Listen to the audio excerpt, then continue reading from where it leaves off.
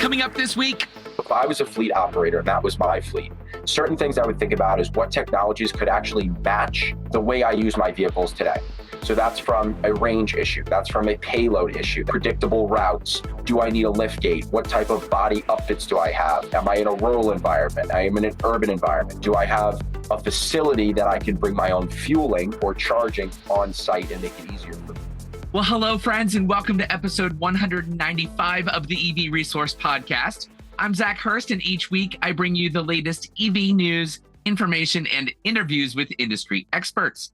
And this week, I'm joined by Ben Nussbaum, expert with Fleet Sites. We're going to be talking about strategies for fleet operators and managers to transition their fleets away from gas and diesel ICE vehicles and over to alternative fueled transportation. Ben, thank you so much for actually rejoining me on the podcast. I know you were with me about a year ago and we had a slightly different conversation, but today we're going to be talking specifically about fleets. And I want to thank you for, again, sharing your very valuable insights and expertise. Yeah, thanks for having me on today, Zach. Absolutely. The reason I wanted to bring you on to talk about all of this is because the emissions from the transportation sector as a whole, fleet, like medium and heavy duty vehicles, make up 23% of the overall emissions. And it's actually a really small amount in terms of a number of vehicles compared to light duty passenger vehicles. So it seems like low-hanging fruit when it comes to what can be addressed in a very important way to reduce overall emissions, clean up the air, and overall make our lives healthier. So I'm glad that we're going through this and working through the conversation, because any fleet operators or fleet owners, or honestly, even if you're not and you're listening or watching to this, that you know somebody in your neighborhood or your city or your town that is a fleet owner, make sure that they watch this. We're going to be going through some really important, valuable information. I want to make sure that we're educating people about the problem, the challenge, but then also get into the solutions and what can be done. What would you say are the biggest challenges or hurdles that a fleet owner or operator might face when they're first beginning to explore transitioning to an alternative fueled fleet? Yeah, for sure. So before we begin here too, I just want to define the word fleet and how we're going to be speaking to folks today. So the word fleet is conventionally, I think folks would think about it, a business has 100 vehicles or 500 vehicles or even 10,000 vehicles. But the reality is a lot of this advice and kind of the challenges that we're going to go through is also applicable to small businesses if they have 1, 2, or 3 vehicles on their fleet, air quotes as well, and they have a couple commercial trucks. And even passenger cars as well. But so I just want to make that clear. As far as the challenges that folks are facing, and we're talking about your local mom and pop all the way up to a big enterprise business, is that this entire transformation to electric vehicles or other types of advanced clean transportation is just new to everybody. So many of the processes, buying from your local dealer or natural fleet attrition that businesses have been going through for 10, 50, and 100 years is now going through a different process. And the amount of folks that are new folks really that you're dealing with to go through this transition is just different than everything you've done in the past. So it's different insurance providers, it's different lenders. Now you're dealing with construction companies to install infrastructure. And it's really just a new process for someone, and that leads to basically confusion and slowdown and folks not really having an understanding of where to start is also a big part of the problem there. Would you say, I mean, you just mentioned lending, so from a financial aspect, but then also Yep. infrastructure. Would those be the two main categories that we'd want to address, or is there a third, like regulatory environments or anything else that Yeah. might be into the mix as well? Yeah. So I think one of the ways to look through this is thinking about, fleets of all sizes, like why they would want to go electric. So if you're listening in and saying like, I've been considering this, but I'm not sure, is this the right time for me to do this? So Zach, as you point out, there is regulation in certain areas. So a little bit in California, a little bit in New York. Some of that is targeted more at transit fleets, municipal fleets. other types of businesses that the government has like a more of a stranglehold on. Hmm. But generally, regulation is not one of the big pieces of driving here. Now, some of it is more like internal regulation. So certain companies having ESG policies or other types of in-house sustainability goals that they're trying to meet, right? So Sure. that would kind of suck in transportation being part of that. Some of the other reasons that folks go electric or are thinking about it now is it's cool, it's new, um, it's a good marketing play for them, or they care about the environment, they want to do this, or their customers are asking for it, right? So there's a lot of different ways that folks would be interested in going electric. Um, the way we think about it though is regardless of what your reason is, you really need to have a plan and to say where to start. I would say where to start, who to chat to. There's so many different vendors, there's so many different options is really the first part of the puzzle there.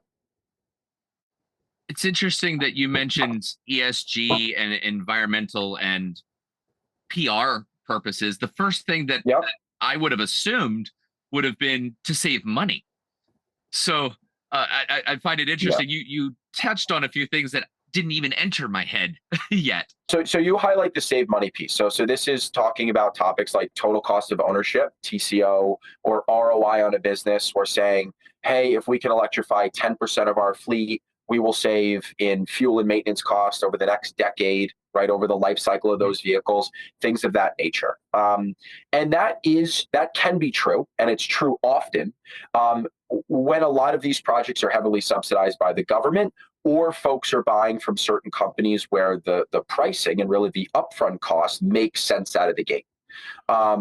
Now, honestly, even since we last talked, Zach, I think it was Mhm. like a year ago, there's been multiple new entrants in the market that are making this easier for folks. So we're talking Okay. about financing companies, innovative leasing companies, trucking as a service companies, a lot of innovative, basically financial tools to Mhm. actually have people buy the same product that they wanted to buy 2 years ago.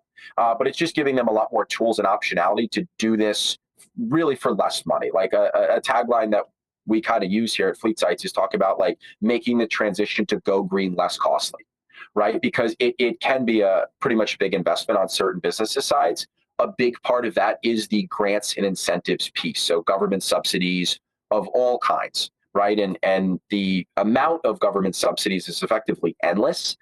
It's just finding the right buckets of money that you can actually apply for and win and save money, essentially. Mhm. Sure. Naturally, if you're a fleet operator and you don't know who to talk to or where to look and you start searching, to your point, there's so many different options. It's almost like information overload, I would imagine, where you just get Yep. confused. It's not your area of expertise. You've got that business to work on. So then you would just give up. Is too much information a challenge at this point? I would say so. When so let's take a little bit of a step back. I think would be helpful here for folks too is to give fleet managers or small business operators that have less resources like clear action items that I would think about here. So if you as a fleet manager or small business have an interest into going electric, the first step that I would likely take is honestly to go back and talk to the folks that you've bought vehicles from in the past. So this may be your local Ford dealer, your local Freightliner dealer, businesses like that, or even going back to the manufacturer and saying, hey, I've been buying ICE vehicles, so internal combustion vehicles, they burn gas and diesel for, X amount of years. Do you have any electric options? Is probably where I would start. Okay. Now, what's going on in um, the EV space right now is if you do that as a business and you go back and you talk to whomever you bought your last vehicle from that isn't electric, a lot of these larger OEM manufacturer like legacy companies don't really have a ton of options at this time. So that really results in these folks exploring the world of EV startups. Mhm. And the list on those is actually a lot longer than the list on the long term companies that are actually providing EVs at this time, right? So Tesla used to be a startup, and now they're probably not considered a startup anymore. But Right. there's a lot of folks that you can buy from. Um, I would say as I would go through that process, like one of the first things that come to mind And we talked about this a little bit earlier, but like since there's in a lot of cases no regulation actually forcing people to do this, is talking about if it actually makes sense for your business. So use case, Hmm. right? It's Sure. looking at your vehicle specifically, and say I have 100 vehicles. It's looking across your entire fleet and thinking, are certain vehicles have a certain use case that makes sense for electrics and others don't. And we usually see that once a fleet has 100 or even 20, 50 vehicles on their fleet, certain make sense usually and a lot don't, is really, and it's kind of cherry picking certain vehicles to go EV with first, Sure. is really what we see there, but it always starts with use case. One of the things when talking about fleets and looking at transitioning, I know the focus of this podcast is really going to be towards battery electric vehicles. Yep. There are some other alternative fuels like hydrogen fuel cell that are starting to be up and coming, especially for fleet related activities where maybe they have fueling in a specific depot. Is that something that you touch on at all, or are we going Yeah. to primarily focus on just battery electric fleet vehicles? So I think a lot of the times I refer to all of this stuff, I talk about like the acronym EV. Mhm. But the reality is it's really all different types of advanced clean transportation technologies that you can really stitch together in a certain EV or ACT, advanced clean transportation, like rollout. Mhm. But again, it's all really benchmarked around, first and foremost is always use case, and the second part of this is really around the cost and the financial element of going about this project alongside timeline. Um, Sure. so that's really how we think about it. But when we look at a fleet, so say we're dealing with a fleet that has 250 vehicles, right? And they're running across multiple state lines. So that's a fairly complicated process that someone's going to be up against. So if I was a fleet operator and that was my fleet, certain things I would think about is what technologies could actually match the way I use my vehicles today. So that's from a range issue. That's from a payload issue. That's from a predictable routes. Do I need a Mhm. lift gate? What type of body upfits do I have? Am I in a rural environment? I am in an urban environment. Do I have a facility that I can bring my own fueling or charging on site and make it easier for me? Mhm. And what we see, even a fleet, if it's 250 vehicles or so, a lot of these things will actually be stitched together in the same package, right? So it's going to be saying, if we want to electrify 10% of that fleet, we're going to be bringing in a lot of different technologies to make that work, right? It's not like Ford can just make it work across the whole lineup usually, right? So you're stitching together a number of different products. You can look at that as basically having the tool belt or tool kit, laid out in front of Mhm. you, going, all right, well, which tools are going to be right for the job that I need to do? Yep. Um, where I've found that battery electric, like even the bigger you go, like all the way up to class 8 semi trucks, well, battery electric has its limitations. Let's be fair. But Yeah. some other alternative fuels are going to fill in the gap where if you need to go more than 150 miles a day or refuel in a short period of time because you have a quick turnaround, you're not necessarily sitting there at a depot waiting for your trailer to unload before you have it loaded and moving on. There's going to be those nuances to each business that it's going to be different. To your point, a small mom and pop, let's call it a restaurant that delivers, um, and they might have a number of different locations around a region, or a bakery delivering baked goods to various retail stores that they service.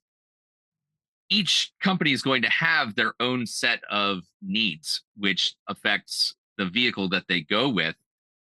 I would say certainly on that. And another piece of the puzzle too, so when you're talking about like there's options in the market and where do I land, actually comes back again to grants and incentives. So I know I've mentioned that a couple of times, and Yeah. the grants and the incentives and the government subsidy piece is really the core of what we do.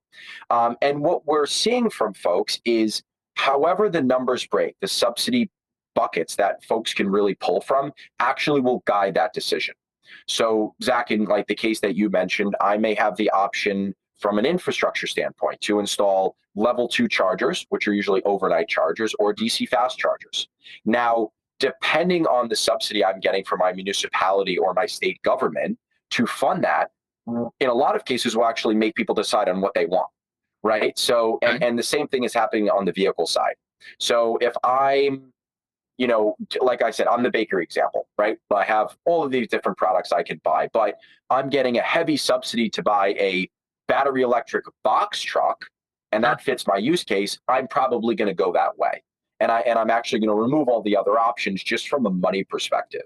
And that's probably the most common thing that we're seeing folks do is they're chasing money, they're chasing subsidies, and that's what the subsidies are there for, right? They're there to accelerate this adoption. So Mhm. it's all in good faith, but that's probably the number one thing, the most common thing we see is people chasing the subsidies here. So really, it makes sense before you kind of nail down the vehicle that you get set on to Yeah. actually look at the available financial side of it to then put both of those pieces together and then move forward to make the decision. Yep. Yeah. Yeah. I Okay. mean, if we Okay. wanted, if we want to think about step one, two, three here, and what we're seeing like um, commonly from certain folks, and I can even talk to like a specific example. So step one, if I'm a fleet operator or a small business, I have an interest to go electric.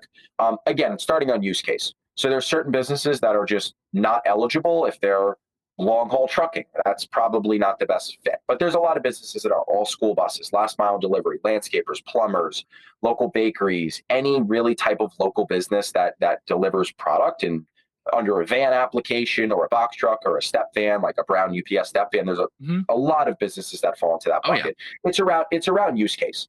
So, whether it's a fleet operator thinking about, short, predictable routes, returning to home base each night, not dealing with a crazy payload, not plowing, not off-roading, like a lot of these like kind of maybe seemingly obvious things, that's starting on use case. Hmm. Now, the second part, and where folks, right, you basically go step two, is starting actually on the grants and incentive side and thinking about budget.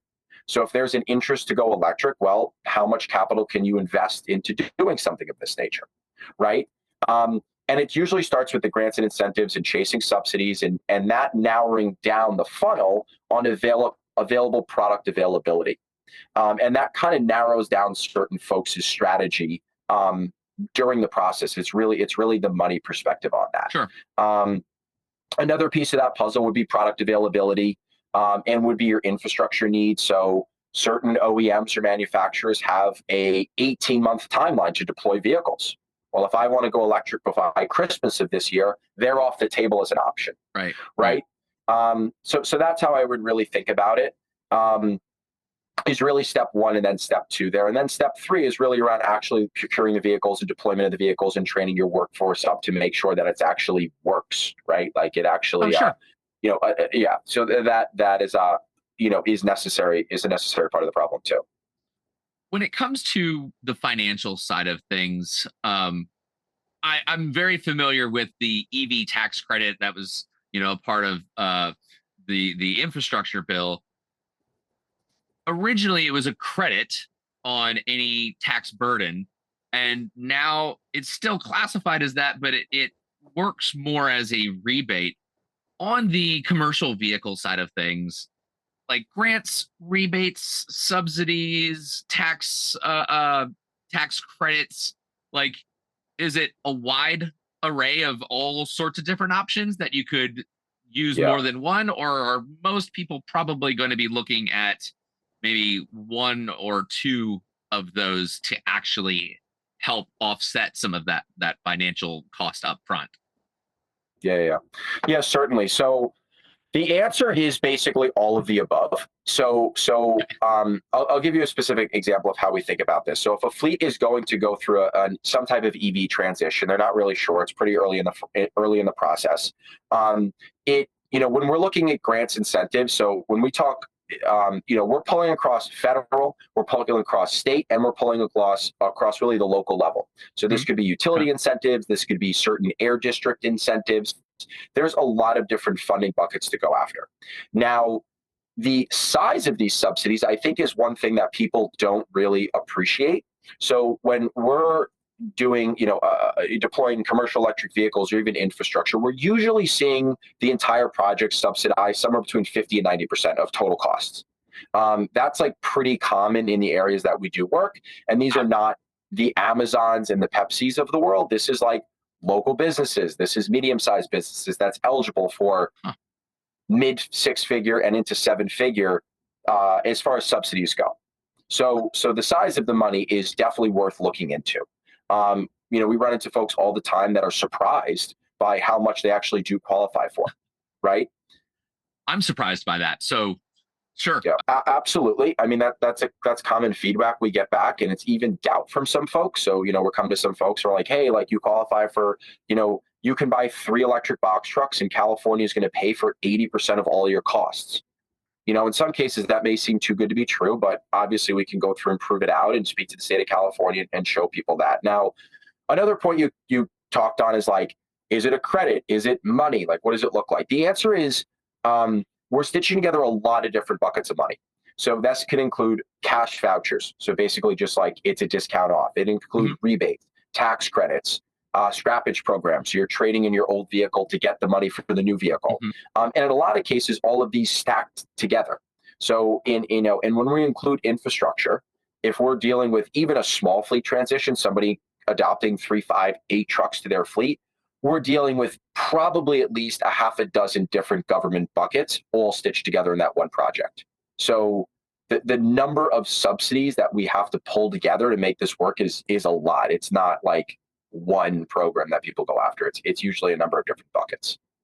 That's just incredible. I mean, from a financial aspect, clearly there's some very significant benefits and reasons why, at the very least, somebody should take the first steps to explore. Well, you know what? I hadn't thought about it before. Maybe I have, but not that much. So let me take a look, peel back the curtain, and see what's on the other side. But the vehicles themselves are kind of half of the equation, especially when they're battery electric and you do need to charge them overnight, or maybe they're just constantly moving. So you need a fast charger.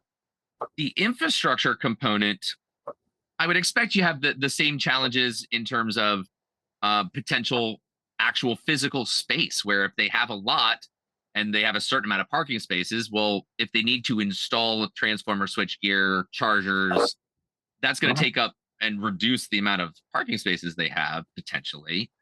But even outside of that, some of the power requirements might require some grid upgrades and everything. When you start to get to involving a utility in a larger project, costs tend to go up. Do these buckets, as you put it, do these buckets apply to infrastructure and the installation as well as equipment, or is it only for vehicles? So it's definitely on the infrastructure side as well. So when any type of fleet is really going through one of these transitions, they're usually doing the vehicles and the infrastructure side in one. Again, that can include hydrogen, and then you're doing hydrogen fueling, right? It doesn't just need to be electric. Mhm. What I would say about this, though, is to make it a little less seem like a scary hurdle for certain folks. Is there is a lot of companies that are actually doing this as an all-inclusive package.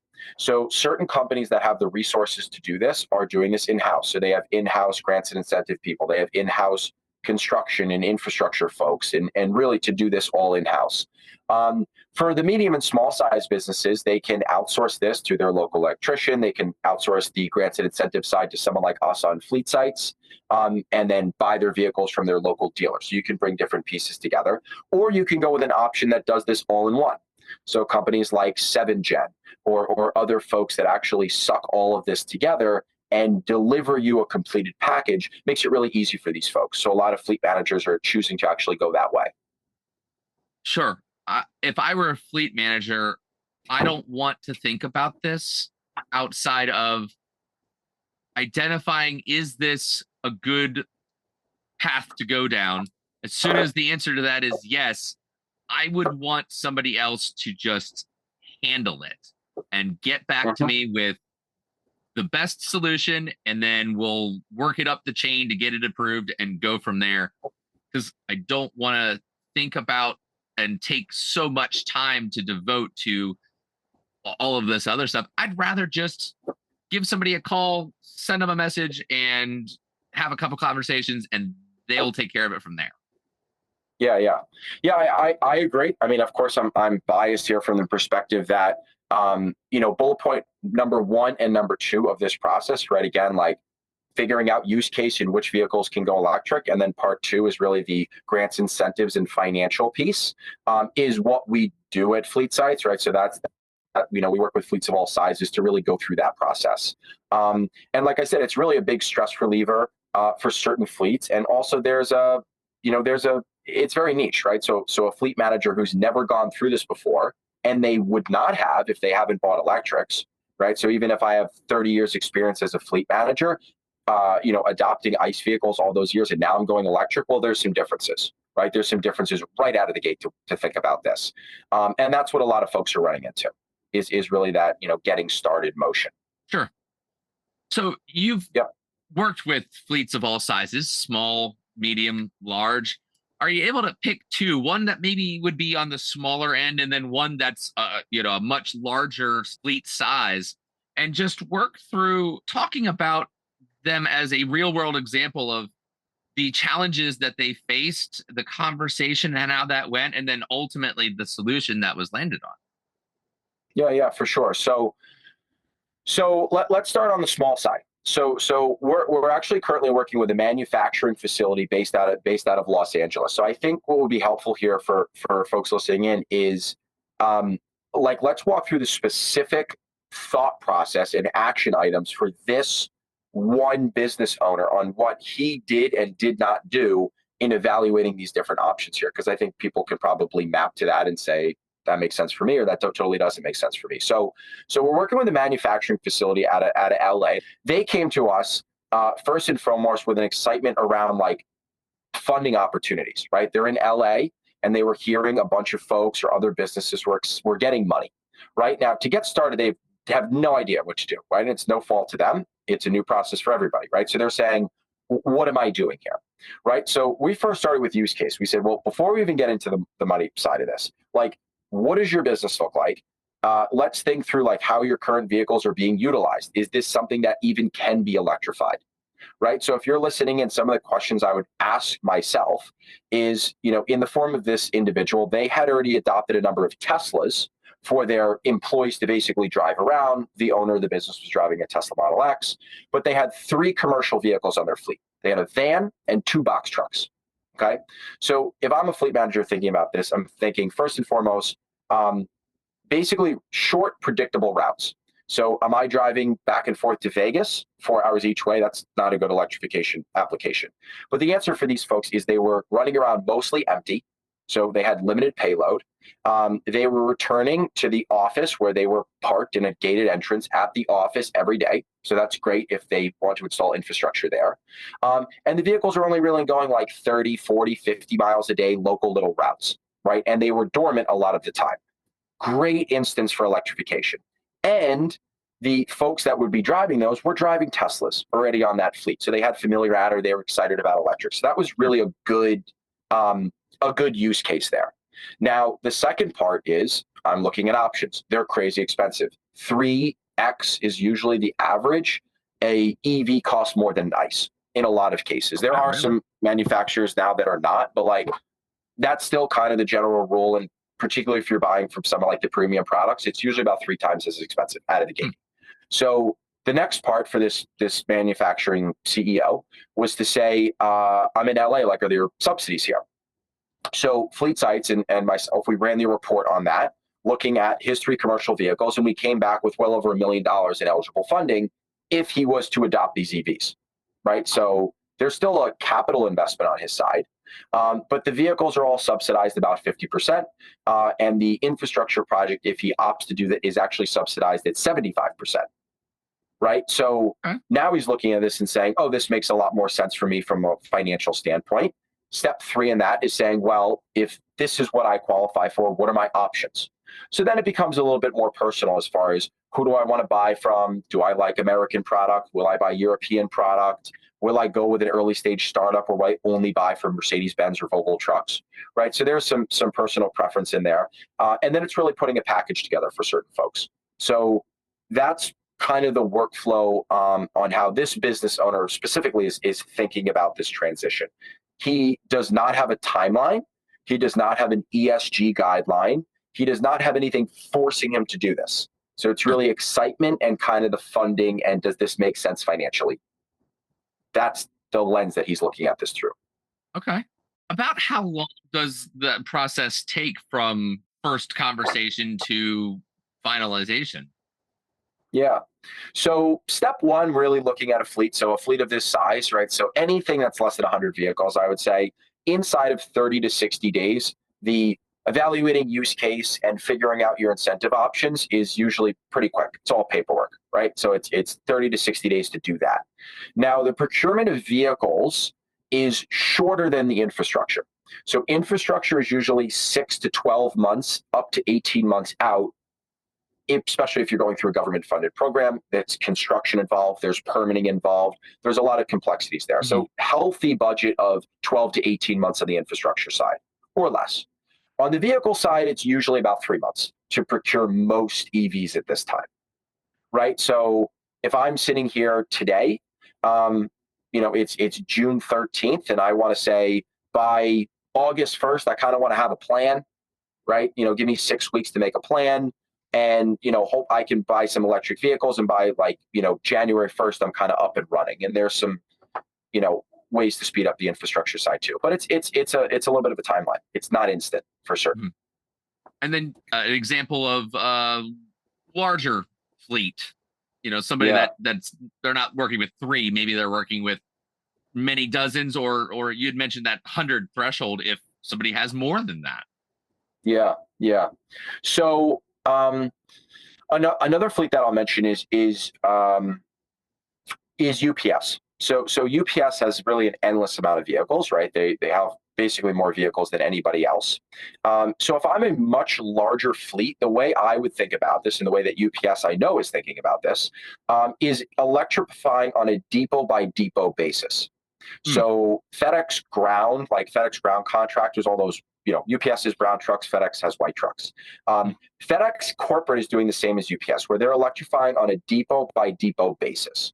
So if I'm a fleet manager that even has 200 or 500 trucks, and I'm operating across multiple depots, probably the best way to go about this is thinking about, well, which depot, so which or workplace charging, what office, what workplace, what depot, what distribution center would I want to electrify first, rather than fragmenting this across multiple locations, right? So if I have locations in California, Nevada, and Texas, I would say from a use case perspective, which depot makes the most sense, right?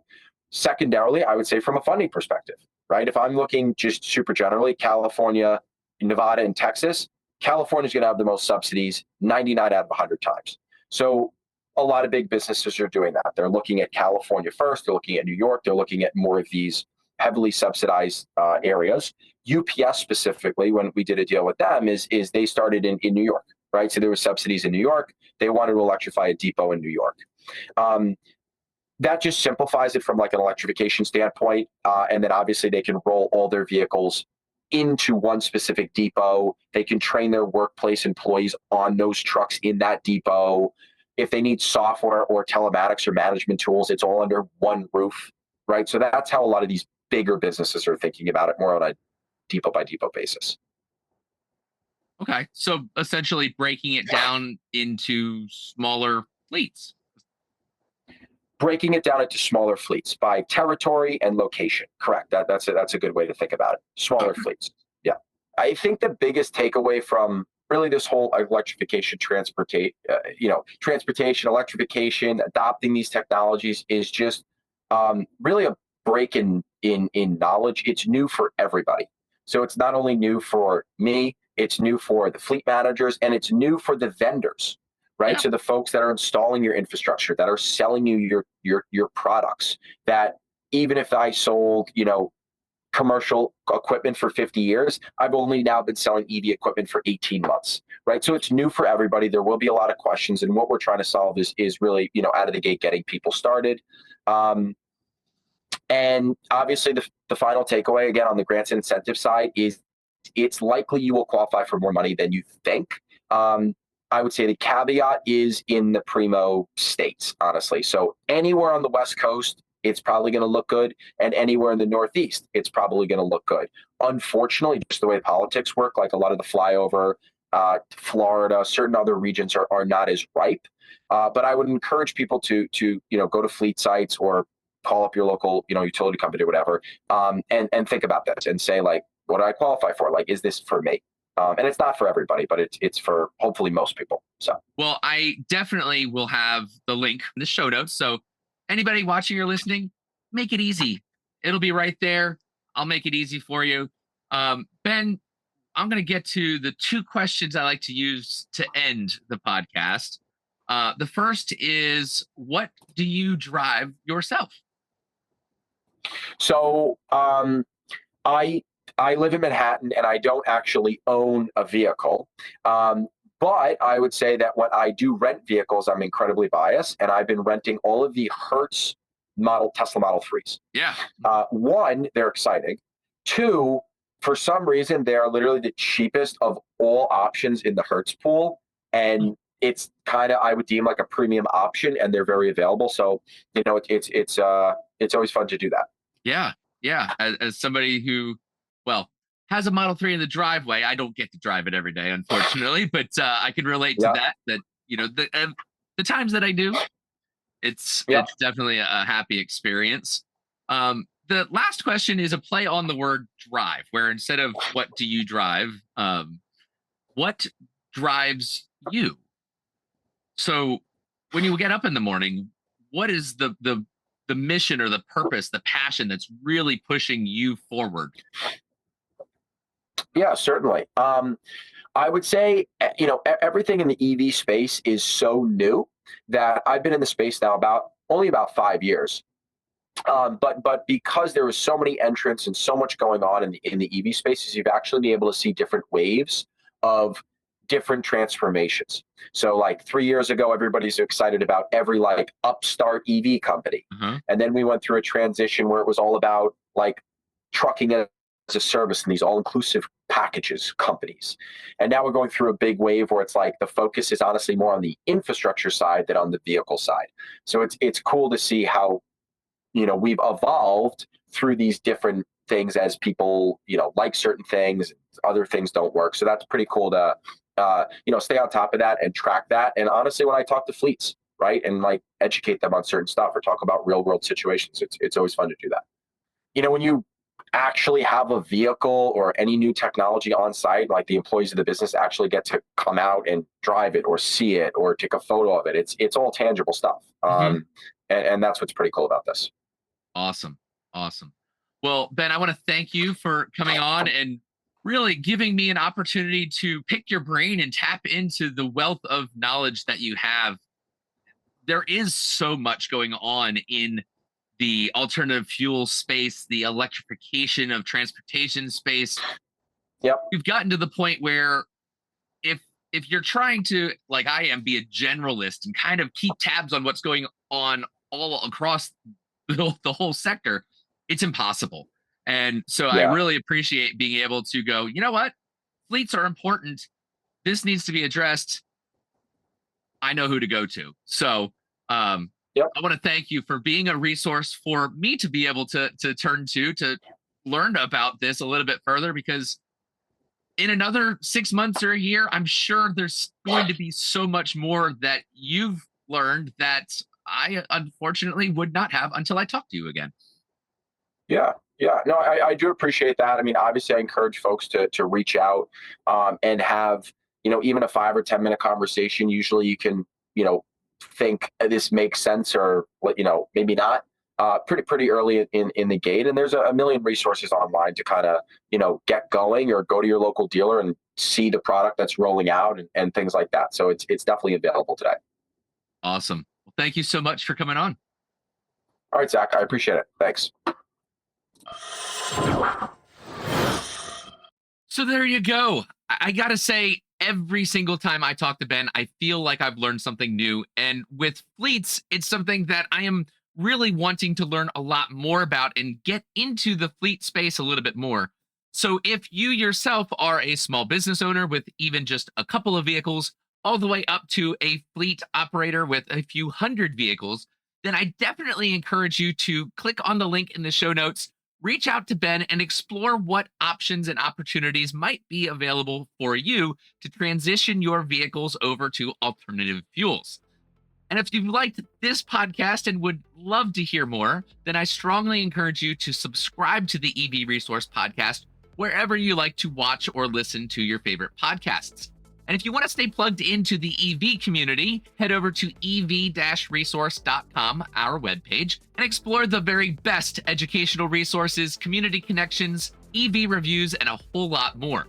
The EV Resource Podcast is a production of EV Resource and is supported by viewers and listeners just like you. Members who support EV Resource on Patreon are at the director tier, Rajeev, Narayan, and Andy Cooper; at the executive producer tier, Christopher Lawrence, and brand new, Dave Laansma. And Dave, if I've butchered your last name completely, feel free to reach out and correct me. It's a pleasure to have you join us at the EV Resource Patreon family, and I look forward to getting to know you a lot better. And then our supporters at the producer tier are Eric Weber and Tony Stuntz. If you're interested in ad-free episodes of the podcast, exclusive EV Resource merchandise, support recognition, and more, then head over to patreon.com/EV Resource. Take a look at the tiers, explore what might be a good fit for you and the various benefits that come along with it. If you have any feedback for me, you can email me at hello@ev-resource.com, and please put podcast feedback in the subject line.